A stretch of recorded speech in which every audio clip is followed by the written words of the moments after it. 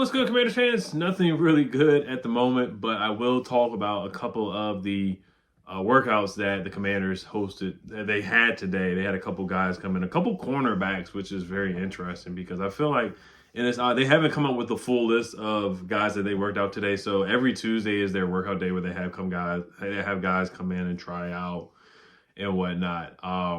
So they brought in Jerry Jacobs, who was on the Lions. He played a couple of years. He actually had 2 interceptions against Jordan Love and the Packers. Had a game-sealing interception as well. Has 4 interceptions in his career. And the other guy is a guy named Jason Mater. I'll just say Mater. I'm sorry, I don't know how to pronounce his name. But it's interesting they brought in 2 corners, because this kind of, I'm not going to base Marshon Lattimore's status off of them bringing in guys for a workout, but honestly, I don't see Marshon Lattimore playing this week. I think he's going to play after the bye against the Saints, the team that we, traded, the team that traded him to us. That's what I think is going to happen with Marshon Lattimore. I think his first game is probably going to be against the Saints. So it's intriguing that they are bringing in more corners because none of the corners got hurt on Sunday. But guess which position got hurt really badly? The 2 running backs, B-Rob and Austin Eckler. We don't see, there's been no news of a workout. There's been no news of bringing back Chris Rodriguez. They haven't made any roster moves so far with the running back position. And I know they're trying to hear it out, but everybody knows that Eckler is not going to play this week. This is his second concussion this season, and he was laid out cold for a couple minutes. He's not playing on Sunday.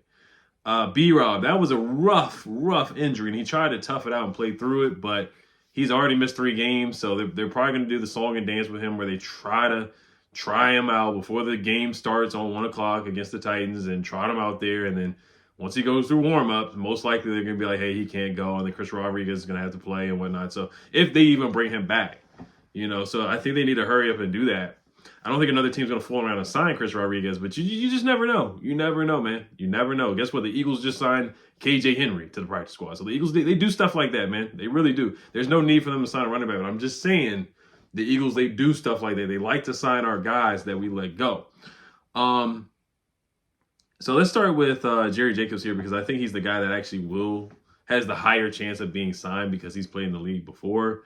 So Jerry Jacobs played for the Lions. It was a UDFA, undrafted free agent, 5'10", 208 pounds, very physical corner, very strong corner as well. Went to Arkansas and Arkansas State, ran a 4.53 40-yard dash, 4.33 20-yard shuttle. Now, his RAS score is not really good at all, but, that's not the end-all, be-all with guys. We've seen guys with really, really high RAS scores, and they didn't really amount to much in the NFL. Jason Mater's RAS score was awful. But they don't have any information on Jerry Jacobs' RAS score at all. He was signed on the Rams in July 27, 2024, but he was released. The Lions didn't bring him back. He was a restricted free agent, but they decided not to tender his free agency or whatever you call it. But I do like that he's able to take the football away. I do like that. That's one thing that I like. And that's something, that's something that we talk about ballers life all the time. They are starting to force turnovers, whether it's special teams, blocking punts, blocking kicks, forcing fumbles. We have been forcing turnovers here and there. He had 3 picks in 2023. That's the thing that stands out to me the most about Jerry Jacobs. He had 1 pick in 2022. He had 1 forced fumble and a fumble recovery in 2021. So he does have a knack for taking the football away. He had a sack in 2022 as well. But, he has struggled in coverage over time. He gave up 223 yards to Justin Jefferson in 2022. And I get it. It's Justin Jefferson. So definitely can't. And he actually returned a punt as well in 2021. So I'm a little intrigued with that. Right now, we're not 100% looking for a punt returner, even though Alameda has struggled not a little bit, but he has struggled with the muff punts. You look at his advanced numbers, 63% completion percentage allowed in 2023, which is solid. He did give up 6 touchdowns, though, which is not good. He gave up a 96.5 quarterback rating in 2023, which is not great. It's a little below average there. And he gave up 6 touchdowns. 2022 is the year we had a really good year. And he gave a 53.3 completion percentage and then only gave up a 70.0 quarterback rating, which is really good. His rookie year, he did have an injury. He played 13 games in 2021, 12 games in 2022, and then 15 games and 12 starts in 2023. So, I mean, he's been up and down. He has struggled, giving up some big yards and big plays. But he was top 10 in passer rating allowed in 2022, which is really good. That's when he gave the what was like a 70 passer rating allowed, which is really, really solid. 3 interceptions and 8 pass breakups in that 2023 season as well, which is really good. He also had a visit with the Vikings in the offseason as well. He only has the third lowest passer rating when targeted, 70 in 2022 per profiler NFL. And then last year, so in 2023, these are some advanced stats for Jerry Jacobs as well. Lions defense EPA per play and man coverage weeks 1 through 8 were 31st. Week 9 through 18th, they were 9th. Jerry Jacobs' snap count weeks 1 through 8 were 46 snaps, and then weeks 9 through 18 he had 496 snaps in weeks 9 through 18. So maybe there's some correlation to why the Lions defense improved in that 2023 season, because Jerry Jacobs' snap count went up. So that's a stat that I found out about him as well. But let's see what happens with Jerry Jacobs, man. They probably will sign another. Remember, they brought in Kyle Fuller as well, so they were looking for cornerback help. Of course, Ben St. Juste got burnt by a no-name guy, Jalen Brooks, kind of like how River Kraft burnt him in the preseason. Then Mike Williams burnt him in the Steelers game. And then he had a couple pass interferences in the Giants game as well. So, Ben St. I hate to rag on him, but, Ben St. Juste, he struggled this year for sure. And then Emmanuel Forbes can't crack the rotation. Mike Davis is Mike Davis. He struggled this year too. So only bright spots you can really look at is Mike Sainristil and Noah I sometimes. Sometimes Noah I has been solid for sure. But yeah, I think that's a better for the write-up with Jerry Jacobs. He's a stout, his NFL draft profile says stout and muscular with a build that is better suited for safety than cornerback. Jacobs has played press man and zone, but lacks the top end speed and agility to handle man duties as a pro. He has decent eyes from zone and gets downhill quickly to strike and finish before things can get started. He is a good tackler. While there will be a temptation to try him at safety, his inconsistencies as an open field tackler could complicate matters.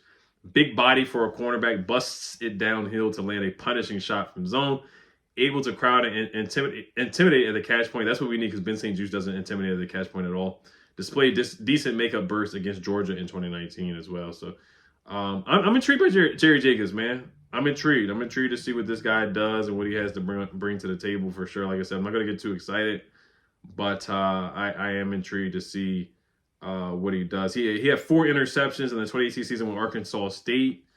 So he's able to take the football away. 4 interceptions his sophomore season, or Hutchinson Community College. He had 4 interceptions at Hutchinson Community College. He earned KJCC All-Conference honors with the Blue Dragons in community college. Then went to Arkansas State, had 4 picks. Then went to Arkansas in that 2020 season. He opted out the last 6 games of the year and declared for the 2021 NFL Draft, where he became undrafted. All right, let's move on to the next corner, Jason Mater. So Jason Mater went to Wisconsin. He had a really good preseason, though. I know it's preseason, but he had a really good preseason. He had a 90.9 run defense grade. He had 0 yards allowed and a 39.6 passer rating allowed per PFF. And then 5 Reasons Sports, who covers the Dolphins, said he's sticky in coverage and didn't just do it against backups in the preseason. So highest graded Dolphins in preseason opener, Jason Mater had an 82.4 PFF grade in the Dolphins preseason opener. And then also he has 0 yards allowed, 39.6 passer rating allowed in the preseason as well, like I said before. So his RAS score is really awful. He ran a 4.5 40-yard dash, which is not terrible.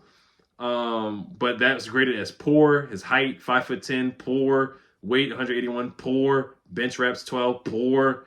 Composite speed grade was good overall, but he ranked 908 out of 2,422 cornerbacks from 1987 to 2024. So he did not grade out well for the RAS score. So looking at a lot of things, he really, really graded poorly for whatever reason, Jason Mater.